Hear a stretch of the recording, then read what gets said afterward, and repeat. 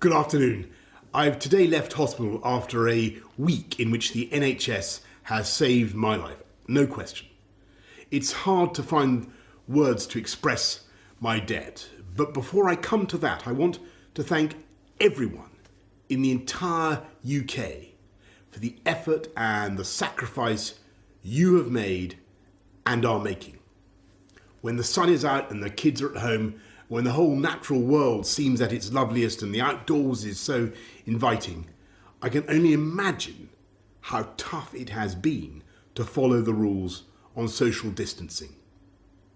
I thank you because so many millions and millions of people across this country have been doing the right thing. Millions going through the hardship of self-isolation, faithfully, patiently, and with thought and care for others as well as for themselves. I want you to know that this Easter Sunday, I do believe that your efforts are worth it and are daily proving their worth.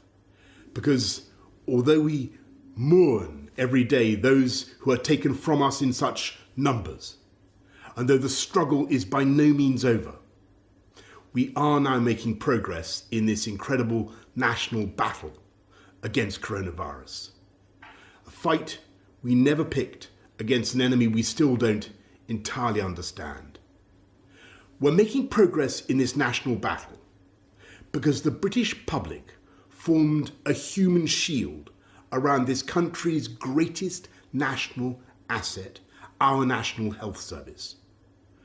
We understood and we decided that if together we could keep our NHS safe, if we could stop our NHS from being overwhelmed, then we could not be beaten, and this country would rise together and overcome this challenge as we have overcome so many challenges in the past.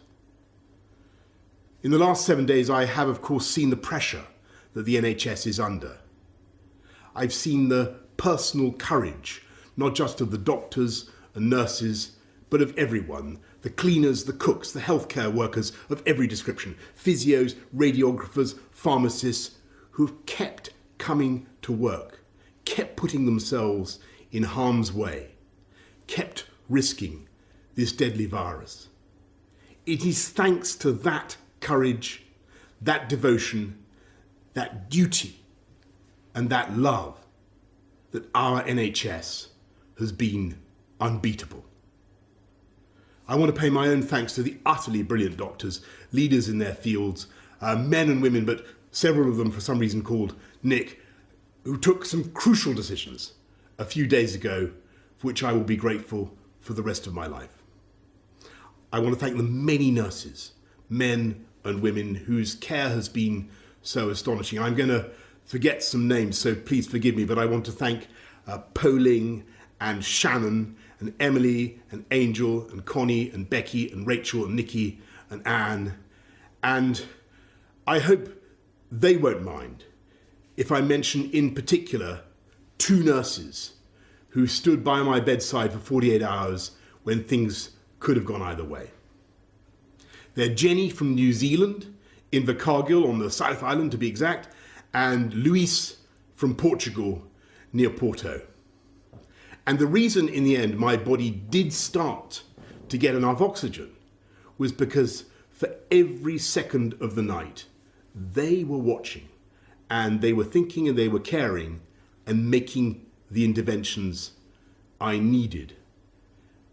So that is how I also know that across this country, 24 hours a day, for every second of every hour, there are hundreds of thousands of NHS staff who are acting with the same care and thought and precision as Jenny and Luis.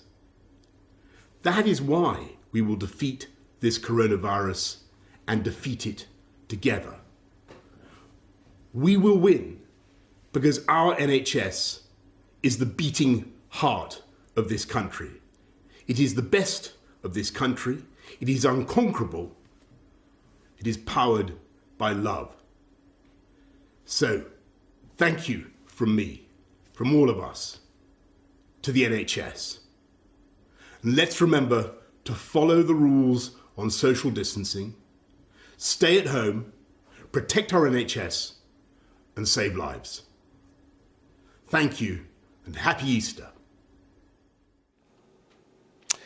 Boris Johnson, the Prime Minister, there in that video statement released on Twitter just a short time ago after his week in hospital, in which he was in intensive care, looking remarkably strong and addressing the nation with those words, thanking the NHS staff in particular who had stayed by his side, those two nurses who had kept him going with oxygen on that particular night where he felt it could have gone either way, and that they had, in his words, saved his life. No question about that. So that was the latest from the Prime Minister, who's now been released from St Thomas's Hospital in London. He is going to continue his convalescence at Chequers after being in Downing Street this afternoon.